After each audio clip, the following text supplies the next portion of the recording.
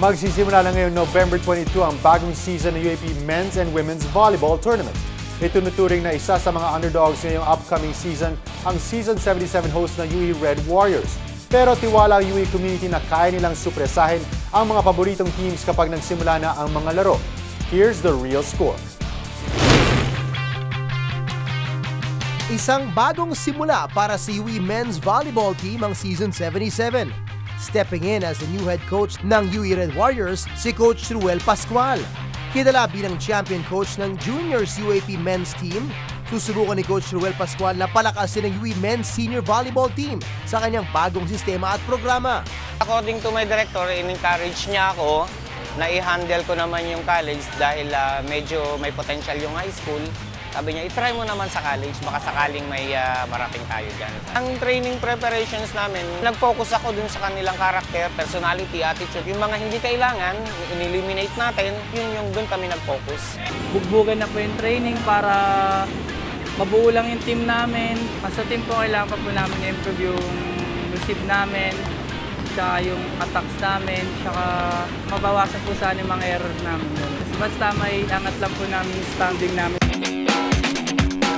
Binubuo ng 10 rookies at 4 na seniors ang kupunan. At kahit bata pa ang kanilang lineup, positibo ang UE na angat sa rankings. As of now, medyo nagbe-blend dahil nung unang stage ng training namin, ang naging major problem ko yung floor. So nag-focus kami dun sa attacks dahil men's nga yan.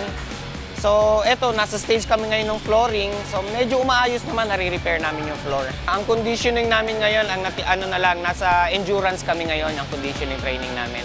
So prepared na kami physically sa strength, prepared na kami doon agility.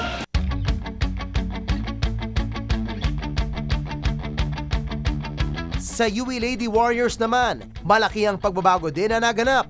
Ang kilala at national team coach na si Francis Vicente ang hawak sa team. Isang major boost para sa UE. The preparation was a little bit very hard for me, no? Kasi as we all know, they are the underdogs of the UAP.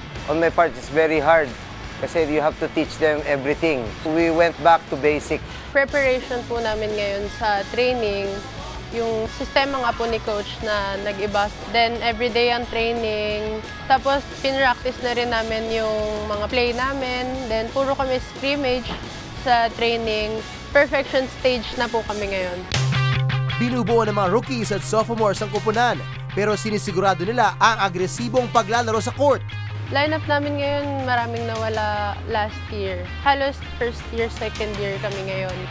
At sa pagtutok sa depensa ng kupunan, umaasa si Coach Francis Vicente na angat sa rankings ang Lady Warriors ngayong season. Depensa talaga. Kasi hindi naman makakapalo yung mga nasa unahan kung yung likod mahina. Ang abangan nila ngayon is yung UE Lady Warriors. Actually, we have a goal. If we don't land this year, the Final Four, at least man lang we can land 2 ranks higher. I always tell them, the title of your school is Warriors. So Warriors never give up. Warriors!